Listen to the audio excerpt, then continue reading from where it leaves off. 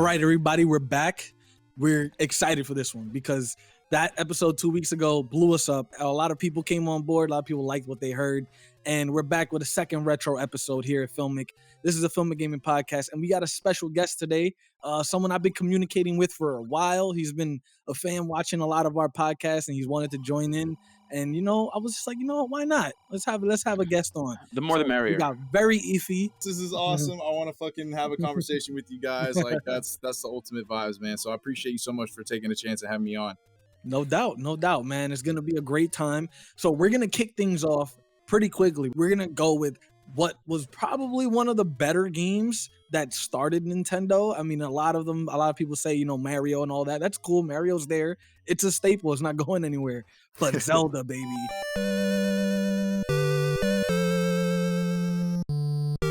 Zelda was the franchise at the time that really revolutionized a lot of different forms of gaming. You got 3D, top down, you got all different kinds. Zelda was a part of it. What do you guys remember about Zelda back in the day? I remember started off with RPGs. I feel like that opened up for Nintendo to an extent, though. Also a world building. Yeah, because it's like a very immersive and beautiful, like its own little thing. It was and like, for its time, is like it really captured people's hearts, especially for Nintendo. Hell yeah, bro! It was like everything that I ever wanted out of the Super Mario games, and then with a sword.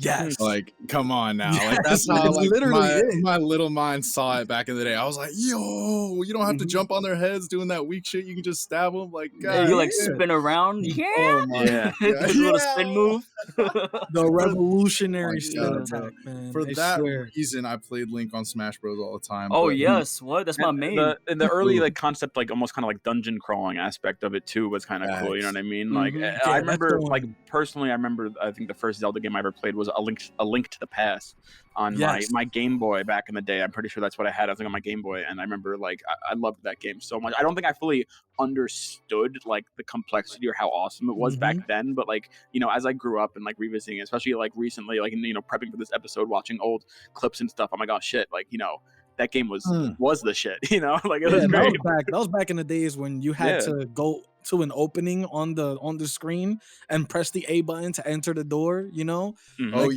old Mario style. Mario would have it. Kirby even had it. And every time you would go from one stage to another in Kirby, you had to press the A button on the door to go through it. That was OG from Zelda days. That was Link to the Past. So that's all that stuff is derived from somewhere. So it was definitely one of those games, Zelda, that really just kept on pushing the medium forward as time went on. And I mean, we start with Link to the Past, then you got Link's Awakening, right? That was recently remade on the Switch beautifully, by the way. I still haven't picked it up, but I've seen tons of videos, and my opinion is looks solid. fantastic. And it's one of the OG franchises when it comes to gaming. I mean, a lot of people put Zelda up there as their favorite game of their childhood, but it's not the only one. And even though this one came out a little bit further down the line, we definitely still have to give a lot of love to Donkey Kong, because honestly, I had that on Game Boy when I was a lot younger. Donkey Kong Country, and I still remember the levels with the train when you had to like jump on the cart and you had to, you know, evade all the obstacles on that. The music was the best for me. I loved the fucking jams and like, you know, and on the menu screens and whatnot. I can vividly hear that music in my head right now.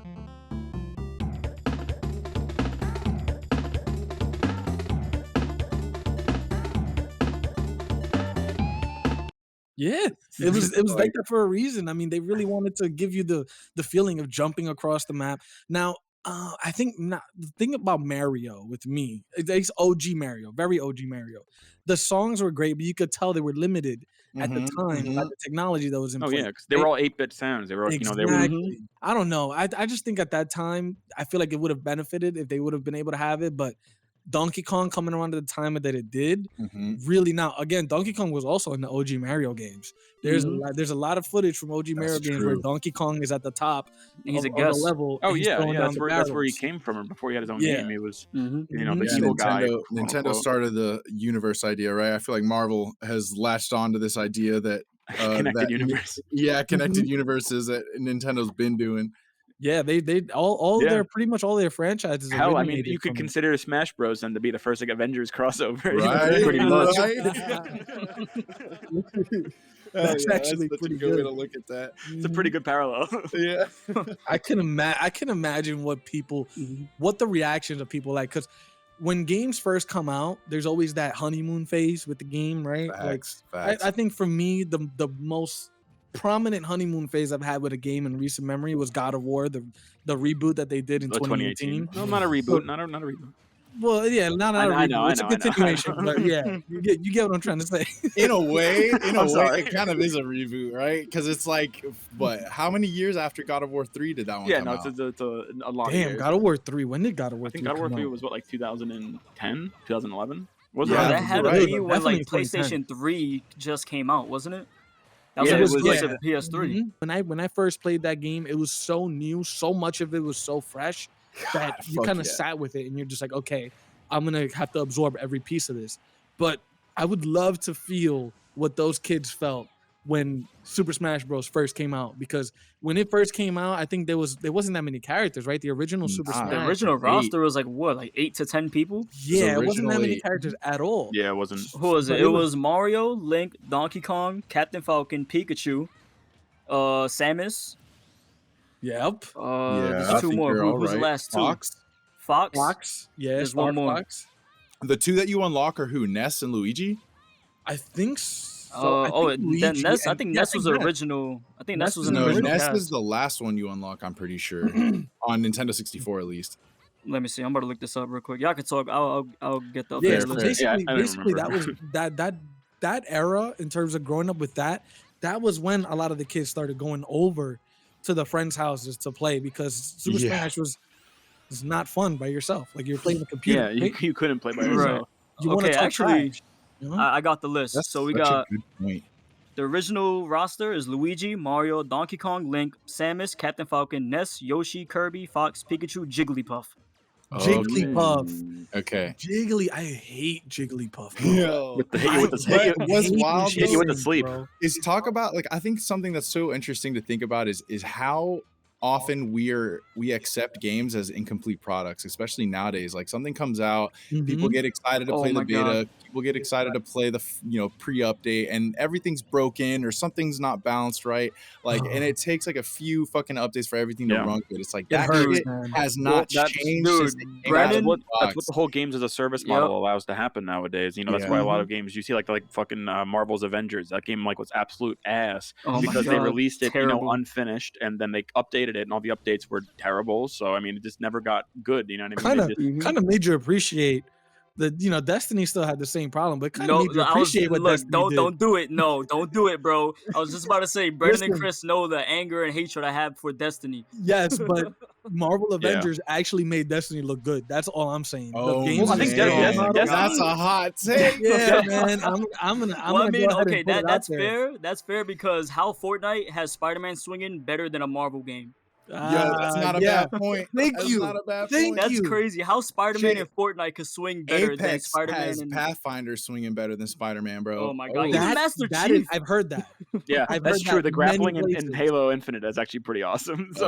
I've heard about Pathfinder swinging on Apex, and I've seen a lot of footage, and it's as a game company, right? As a company with millions and millions of dollars at your disposal, how do you not execute on swinging for a character that one was supposed to be exclusive to the PlayStation and be released pretty soon after release, took forever to come out. Then when it does come out, it's janky, it's not effective. I mean, it's true. What kind of balls did Crystal Dynamics have, thinking that they had any right to make Spider-Man at all after the success of Insomniac's Spider-Man? I was just about to say that. By comparison, their original game already came out and it was bad unanimously, and then now they're gonna go like, oh, let's go add Spider-Man, which might, hope they're thinking it's gonna increase sales or increase, hype for the game. Right. And like, there's already like a really good Spider-Man game that got released. Like, it's only gonna look inferior by comparison, no matter what. So, like, what are they thinking? I think that contract might have been written up around the time that maybe it was going to release or it was coming out, and maybe they were just like, okay, yeah, we'll keep it because it's going to be in our back pocket. I don't even know.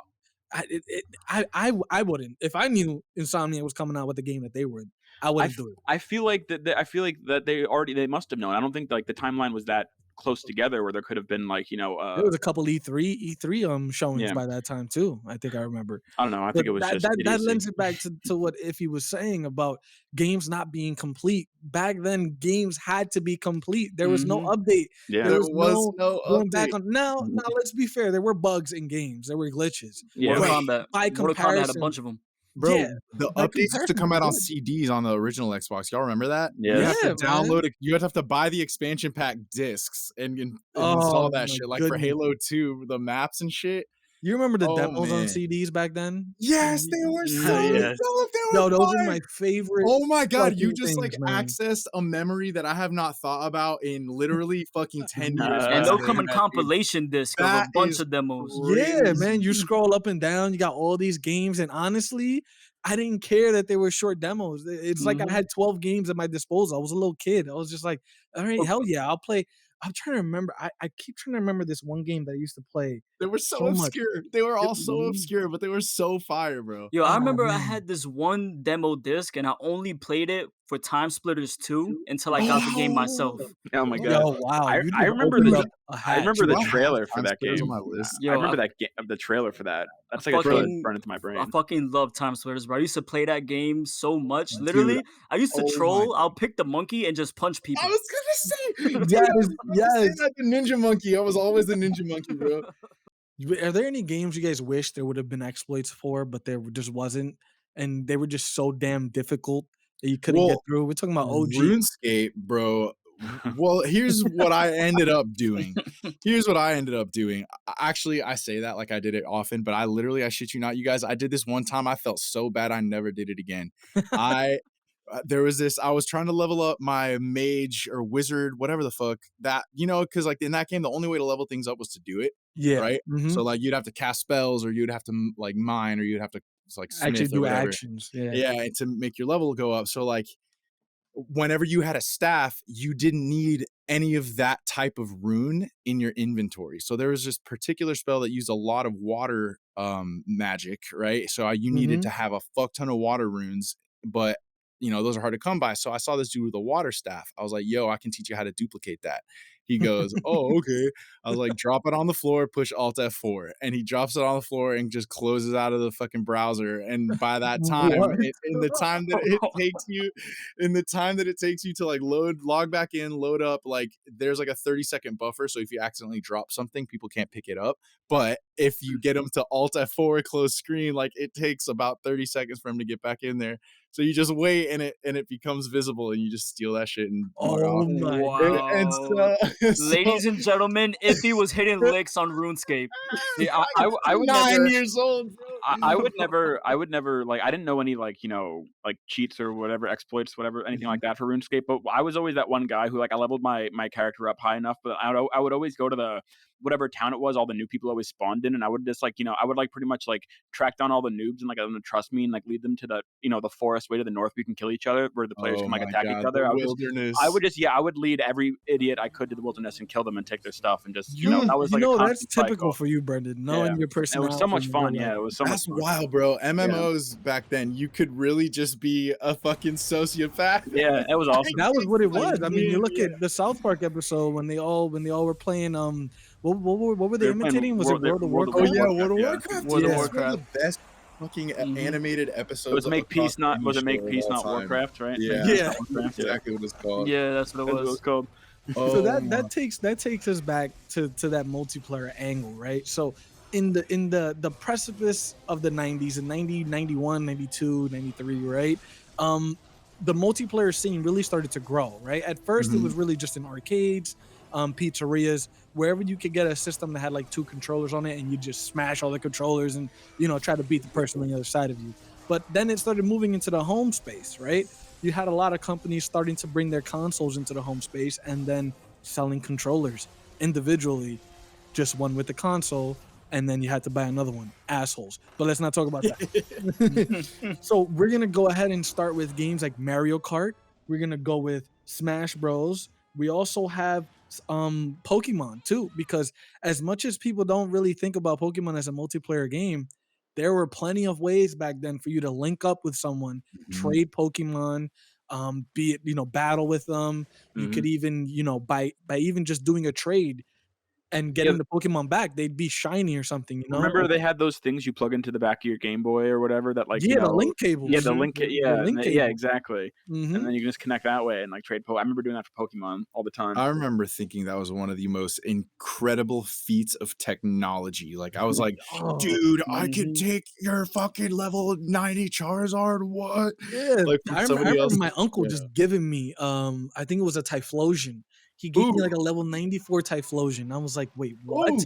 I had no idea what to do with myself because all my Pokemon were like level 50. I was stuck on the final 4. I was trying to get through everything. So, that's like around the level where you're at, 50, 55 around there when you get to them. And then he's like, oh, here. He plugs in his Game Boy, gives me a link, gives me a 94 Typhlosion. Creamed the entire final 4. I went and I faced Ash even. I was like, and I beat his Pikachu and all that. I was like, yo, this is just amazing. GG's for everyone once I got so you told Ash, it's like, yeah, that's what happens if you don't fucking evolve your Pokemon. Yeah, you piece of crap. Listen, I think that was a level 80 goddamn Pikachu or something. What a meme. Most of his Pokemon like level 80. It was insane. But that's besides the fact. What do you guys remember from your infancy days, not 2, 3, more like 6, 7, of your first multiplayer experiences with family members coming through? Or do you guys remember like fighting with them and like throwing controllers and your mom coming in like, what's going on? You guys can't play this game. You don't want too much. I have distinct memories of like literally physically beating my brothers with controllers. Like, wait.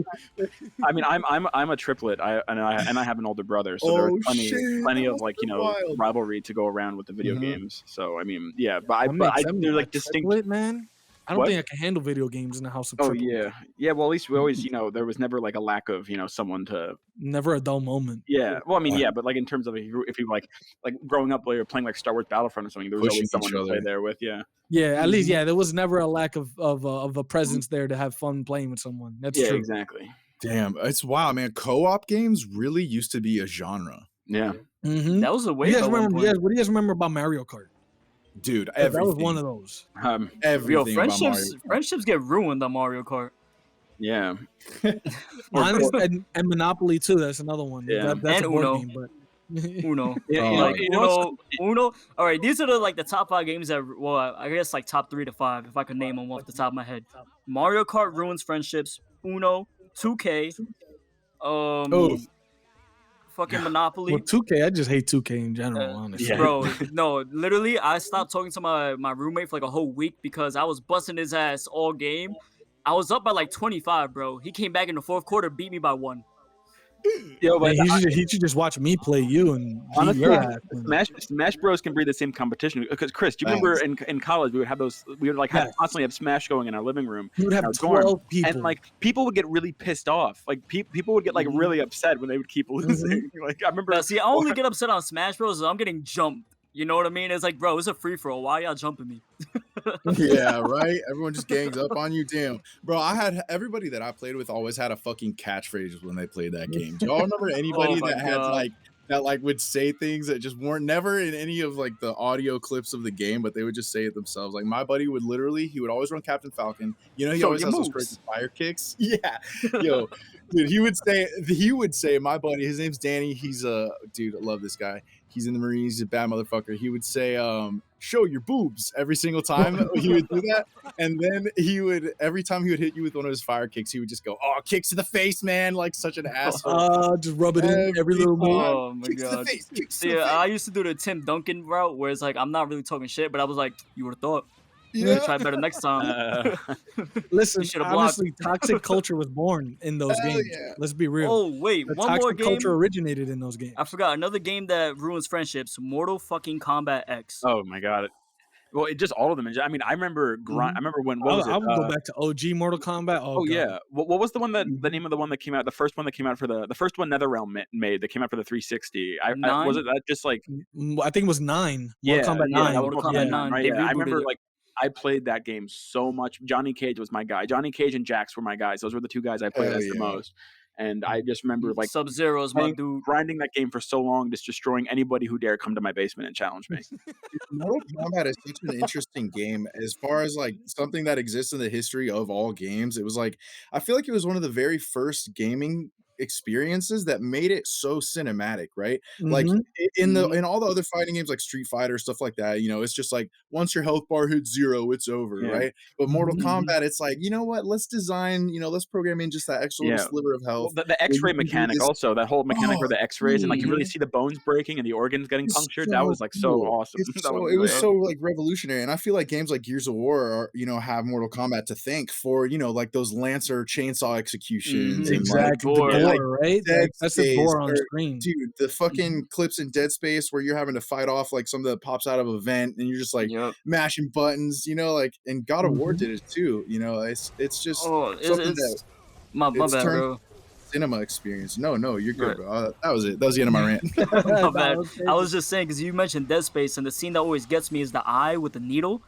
That's Dead Space 2, right? Oh yeah, Dead Space 2. I will never forget where I was sitting in my fucking basement playing that shit. I was like, bro, I had hands off the controller. Yeah, was it cross my heart and hope to die, stick the needle in your eye, right? That's how it goes. Yeah, I love that shit, man. That shit was crazy. I mean, well, a lot of it kind of counts. I mean, the title of this episode, right? Games that molded our generation. So it's not necessarily about what era, it's about the first experiences. Our generation is a generation of a lot of firsts, right? There's a lot of first gory ass shit on the screen. Like when OG Mortal Kombat came out and you just had the uppercut and everyone found, I remember when I first found out that if you uppercut someone on that map with the bridge, that they fall down onto the spikes if it's the last of the game. Like, come on, stuff like that. The continual Liu Kang leg kicks, you know, just like the the leg sweeps. Yeah, the leg sweeps. Yeah. And then just excessive gore from like a simple attack, but because it was the last move of the game, then you know it triggers the cinematic, and it's just like that. You're right. If you like with implementing those things into the games, really changed the fighting genre. But it also helped in terms of causing creativity to really flourish.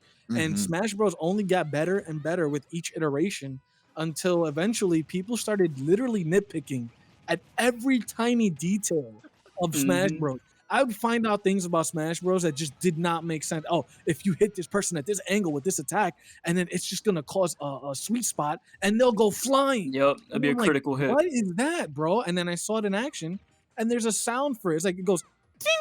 And he can fly. And I'm just like, nah, bro. Playing with Brendan in that house with all those, there's 12, 13 people tournaments of Smash. That would happen to me. And when you'd get, we'd be pissed. Yeah, we'd yell at each other. We'd be saying, yo, like, get off my fucking Wii. Get off my we just go bonkers. And not really care. So, you know who had the most annoying one? I think it's in the new one, Luigi, bro. He has a weird sweet spot with his I was about to say Luigi's my go. I literally only play as Luigi. Like for Smash, ask Chris. I only play as Luigi. I am traumatized from the sweet spot that I'm talking about. Is it the taunt? He has the sweet spot, which is the up B, which is like great, which you like really have to time it. But he also has the misfire, which is a side B, which is like my personal favorite because you know there's a certain probability if you do it enough, you're going to get it enough times. Which is like, you know, he does like he looks like he's taking a shit, but he's gonna shoot out like a rocket, you know. And if he has a misfire, then it's like the huge explosive, you know, like explosion, and it's like it's really devastating. He got the taunt. Remember the taunt when he does that little kick? The kick, that little when people are edge grabbing, you do that and you kick them down. No, they'll shoot like a fucking rocket. You know who else is? I can tell the sweat is so real with this man. Oh my god, same thing with Mr. Game & Watch with the number 9. Oh my god. But that one was okay in my sense because you had to roll the dice kind of each time. And if you got the 9, okay, cool. You got the 9. At least people can tell you got the 9. But with the fucking sweet spot, like you can't tell. It just happens. And you're just like, come on. It's just a feeling. But Luigi, Brendan would abuse it. And it's not really, he was very, very, very good. All these years later, I'm finally admitting it. I'm finally putting down the hate. I'm going to go ahead on the limb and I'm going to say, look, he was just very effective. Very effective. I mean, there's some characters in the game that their sweet spots are like pretty easy. Cause like a Marth, his is like the very the very tip of his sword. That's his sweet spot. So then how about this? How about we go a little bit further back? Not too far back, but it definitely was one of the OG games for a lot of people as well, and one that we did not show love to last episode. And I did get a few messages saying, how the hell could I not include this game in the retro episode? For that, I'm sorry. But here we are. We're going to talk about Sonic. Because honestly, Sonic, man. There's a lot of amazing memories for me with Sonic. As I mentioned on the last episode, I played Sonic Adventure 2 on Dreamcast for like a full year before I had gotten a PlayStation. Now, granted, I did not go back to the Dreamcast after I got the PlayStation, but Sonic did not just stay on the Dreamcast for me. Sonic ended up going to Game Boy, which I had plenty of Sonic games on, which I loved playing Sonic on the Game Boy Advance. For me, there's a lot, but there's also a whole nother layer to Sonic that I did not get to experience, but I would like to see if you guys have experienced, which is the ones on the Sega Genesis, the OG Sonic games. Do you guys remember anything about that? Hell yeah, bro. You know how hard it was to keep your eyes like glued to the screen when you're at max speed? It was one of those games where the mechanics of it and the physics of it were something that hadn't been seen before, because you were this thing on screen moving so fast. But when you stopped moving, you actually still had momentum. You could stop moving, and if you wanted to stop after going up a hill and you launch yourself into the air, you'd have to wait for the momentum to bring you back down, because you were moving that fast. And the idea is, Sonic is really fast. So much happened. I remember that Sonic had such an extensive part of the game devoted to those little pets. Like, what were they called? The Chows? The Chows. Yeah, that's right. Oh my God. Was it DX? Was it that one, the 3D one for Dreamcast? Or was it XD? I couldn't tell you. I really couldn't tell you. The only one I remember from Dreamcast that was 3D was Sonic Adventure and Adventure 2. And in both of those games, it was huge. Even in the Dreamcast controller, if you guys remember, there was a screen in the middle of the controller that the Chow would pop up, and you could like feed it there, and you could do all these things. You could see the mood of it even. And that was your Chow pet, And there was a section in the game where you'd go, and it's just like this kind of like NetherRealm area where it's just these Chows exist, and they're only there. And then you had obviously all the characters, right? Dude, I bet there's some good like Reddit theories about what those Chows really are that are just like really creepy. Damn, you just opened that up. I'm about to spend all night after this looking that up now. Don't do it. You might be scarred. like you'll never come back. Yeah. For Tails, Knuckles, Rose, like all of them, they have secret meanings in terms of their characters, and there's some sick Reddit theory out there. I remember playing a couple of Sonic games on the Dreamcast, because I remember I had a bunch of games for Dreamcast. Everyone remembers the iconic skateboarding down. You guys want to hear something kind of wild? Actually, this is kind of rare, but growing up, I never played Sonic. Like, I know friends that played Sonic. I'm with you, man. Like, I never personally. I think the first game with Sonic I ever played was like one of like the Mario Sonic Olympic fucking games in like 2013 or something. Like, that's not a Sonic. Damn, bro. Like, I know exactly. Like, it wasn't even like a Sonic. Like, I just have never, like, I don't know. Just I played a lot of different games at like friends' houses growing up, but I only had, like I said last episode, I only had a PlayStation in my house growing up, and I just never had any of the Sonic games. I don't know. It never happened. Yeah, I'm on the same boat where I played them, but it wasn't really for me, especially after they started making all these weird ass Sonic games like Unleashed. They had Shadow with a whole freaking chopper, like lighting people up. Yeah, that was back in that time when I was getting big, when there were you guys remember like OG Kung Fu movies, and there would be the Kung Fu actor, and there would always be like that third movie with the actor in America where they would put guns in their hand and they would just change up. It happened with everyone. It had literally every single Kung Fu artist or Kung Fu actor that came here to America did a couple Kung Fu movies, natural. Eventually, they got sucked into the realm of guns and action and all that. Gun Fu became popular. Oh, yeah, exactly. Not Jackie Chan. It was like that with video games too. Bro, I still like Kung Fu movies. Yeah, hell yeah, John Wick. John Wick. Hey, mastered the Kung Fu series. Yeah. That brings me to combat, right? So combat was obviously something that also evolved as the years went on. As we grew up, technology just moved at a pace that was kind of too fast for us to keep up with at the time. We didn't have the money to go to the game store and keep up with every game. Now I kind of work. I can kind of keep up with it, but it's still too fast. But one of the main games that really just revolutionized what a 3D game could be in terms of combat was OG God of War, right? So in the initial God of War, I've harkened back to it. I think it was a few episodes ago when we were doing the God of War podcast.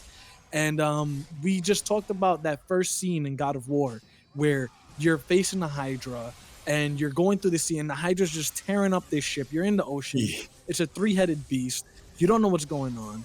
I think it was one of the first games, if not the first game, to really have quick time events be that effective, at least with, because if you guys are, I'm gonna put footage up of this behind our conversation, but that scene, all those scenes, they were so intricate for PlayStation 2. I don't think there was any other game at that time that was doing that level of cinematics within gameplay. Like there was no loading screen, there was no, it was going from gameplay to cinematic seamlessly. Right. Like the environment would radically change and you would have to like adapt to that. Yeah. You had to catch yourself at all times being alert. Like I remember when games started to do that, where you would get attacked during cutscenes and like you couldn't put your controller down anymore to just like chill for a second. Like, oh my God, do y'all ever remember having your controller sitting down on your lap or whatever, and all of a sudden it's like there's a knife flying at you and it's like push A to dodge, and you're like, oh fuck. Engagement at all times with that game. That was The Walking Dead. The Walking Dead game. Yeah. Is that the Telltale ones? Yeah, the Telltale ones. They had a bunch of those where you think it's a cutscene and then a zombie comes out of nowhere and you gotta like put the directional pad or something. Interactive, man. It had to be interactive. So definitely that revolution of the QuickTime event started with, I would say, I might be missing it. If someone can bring it up, they definitely blow my mind if they brought up another game. But for me, it'd be God of War. So I definitely want to move on to like another game that was very unifying, I think, at the time in terms of great transition. Yeah, you know, like you just gotta get people together, right? So one of those games that I guess has also been around for a very, very long time, and people just kind of have just accepted it as a staple in today's gaming atmosphere, and that has to be Halo. Right? So if you're talking about at the precipice of multiplayer gaming, that where now you don't have to be in the same house anymore. Now you're playing with people outside of your house. You're playing with people in another country, in another state, right? Halo was that game for a lot of people that just really pioneered the first-person shooter. Yeah, I feel like especially Halo 3, like for our generation, especially like Halo 3, like that was like the first like probably like really immersive multiplayer experience that like I had online, especially on, at least on console, really. Right. Well, so if it was PC, is Halo 1. People forget. I was about to say, bro. You guys have no idea. If I had to pick any franchise, any single game, if I had to pick a single game, it would be Halo 2. If I had to bring a single franchise, it would be the Halo franchise. Dog, I get goosebumps about that shit. Like I can't even begin. I remember making the transition for the very first time ever to that dual analog format. Like there was plenty of games that came out on the Xbox that didn't operate in a first-person shooter manner, right? This Halo was one of the first. I could be mistaken, but I think it was maybe it was James Bond. I don't know, irrelevant. Listen, it was but for me, I was about to say, for me, it was first. And I remember after you get off the Pillar of Autumn and you crash on Halo, and you're having to come out of the escape ship, there's a bridge you have to run across as these Banshees are flying overhead. And I remember being so inexperienced with the move with one joystick and look with the other that it took me more than 10 tries to walk across that bridge. The brain just got rewired there, right? Yeah, I just kept falling off. Ever since then, I've been playing competitively on controller and first-person shooters for 17 years. And like it changed my life. Dude, it changed my life. It really did. But what's wild is I just switched to mouse and keyboard, but we won't go down that hole. But Halo 2, bro. Oh my God. I feel you though. Halo 3 was probably the very first where it was such an immersive experience. Like the Forge mode was unbelievable. It was like Roblox before. Was that before Roblox? Before like Minecraft, Roblox kind of thing, right? Just create, pretty much what you wanted. Dude, that was the most I've ever spent online not fighting people. And the games, the mini games people made was insane. Do you guys remember Duck Hunt? Oh yeah. Yeah, Duck Hunt. You remember that game mode, Duck Hunt, that someone made? Yeah. I used to play Duck Hunt. I swear to God, I grew up with you guys. Yes, bro. Yeah, I was about to say, like, that's pretty funny that I feel like everyone knows that, like that map, that all right, so that Forge creation. Yep, there was Duck Hunt. Then they also made the Ice Cream Man. You remember that one? Oh yeah. Or Cops and Robbers also did that with the full jails built and whatnot. Oh my God. Do you guys remember Ninja School or Ninja Obstacle Course? Oh yeah, when you're like riding on the mongoose and like the really yeah.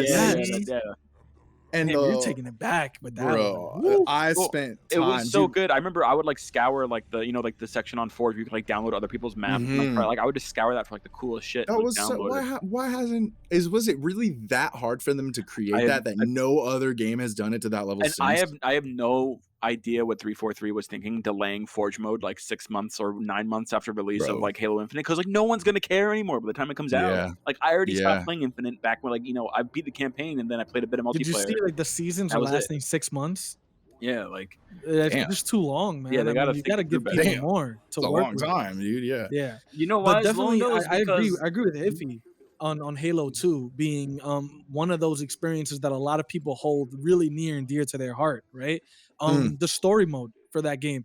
One of the main reasons why people loved Halo so much because it was a brand new IP, it was a brand new system on Xbox, and it was something that people finally could have latched onto that maybe they didn't get to in the PS1 era, PS2 era, beginning of it, and any of the other systems.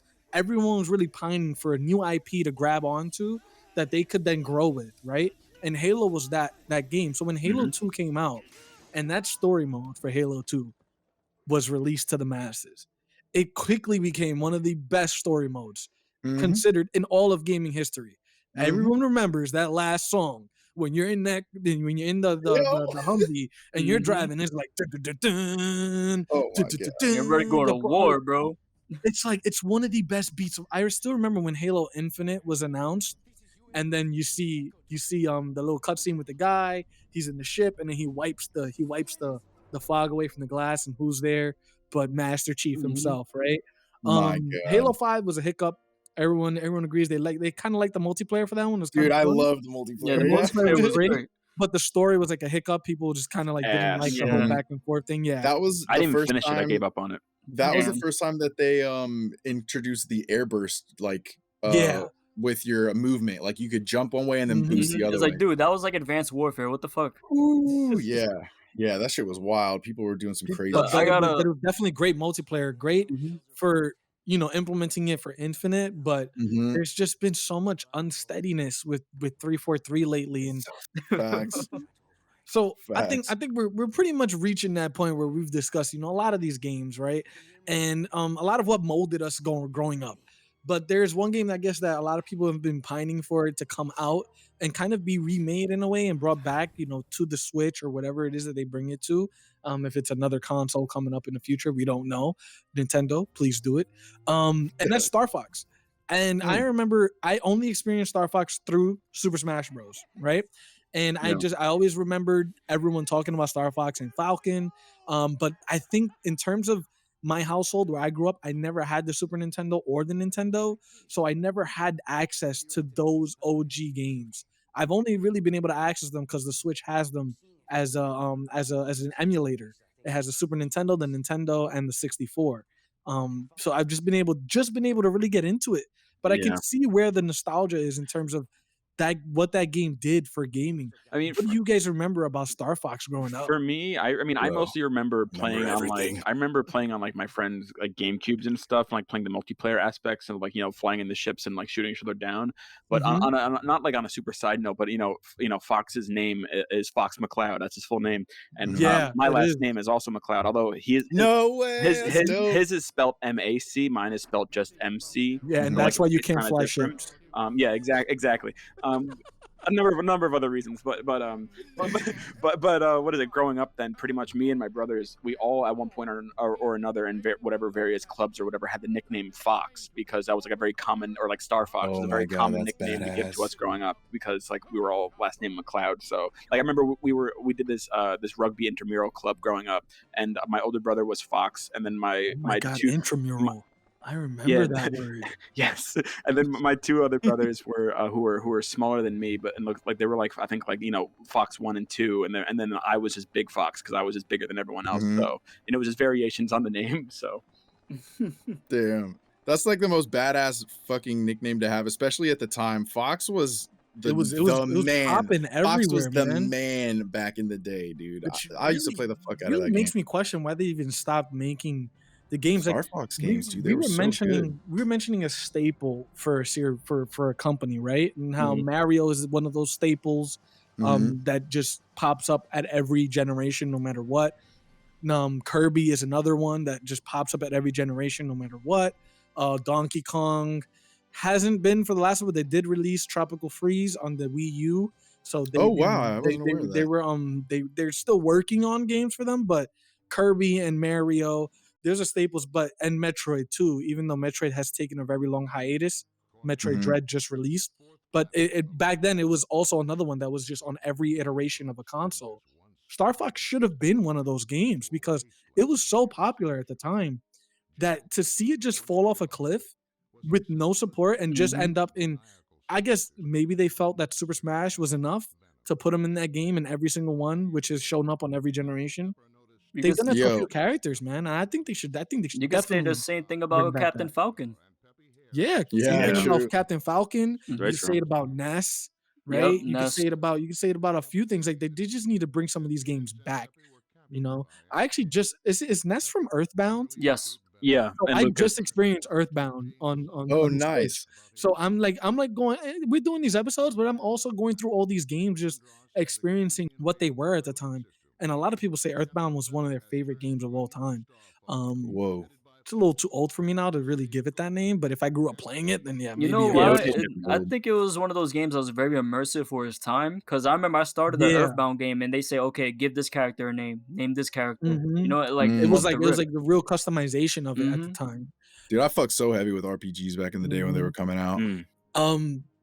When it comes to, I guess, you know, moving forward and looking forward to games that are going to come out, definitely Star Fox is one of those games that I want to have come out and see if they could remake it.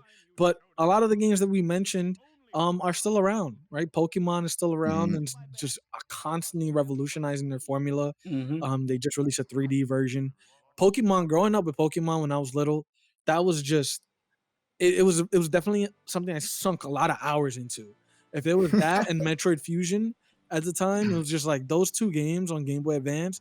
It was Pokemon, I think Sapphire is the one that I played so much. I had Emerald. Yep. It was the one with the was it Emerald? I had Emerald it was white hair. No, it was Ruby, Emerald, and Sapphire. They released it. Okay, yeah, there we go. So like, it was the kid with the white hair. I thought it was so cool. The character looked so cool. You got the bike and everything.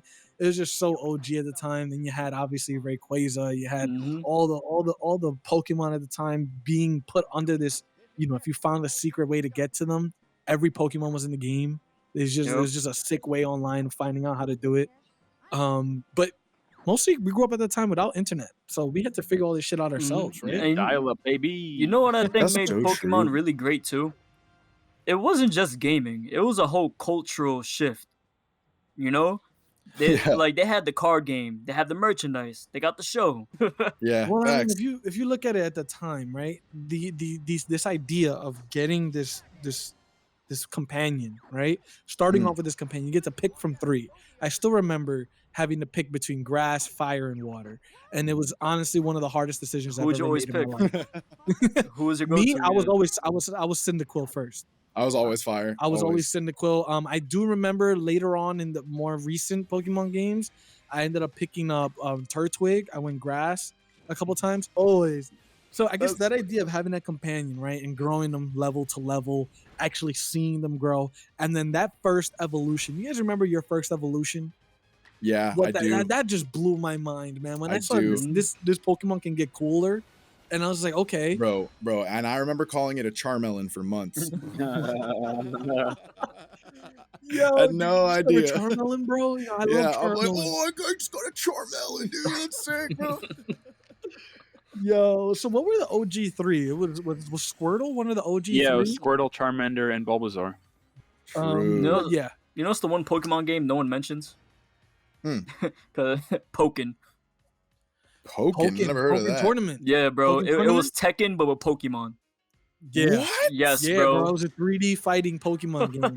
Awesome 3D fighting game. Don't know why it really didn't get any traction, but I guess there wasn't a lot of fighting game developed by Bandai Namco Entertainment. The game combines gameplay elements from Bandai Namco's Tekken series and other fighting games, such as Pokemon.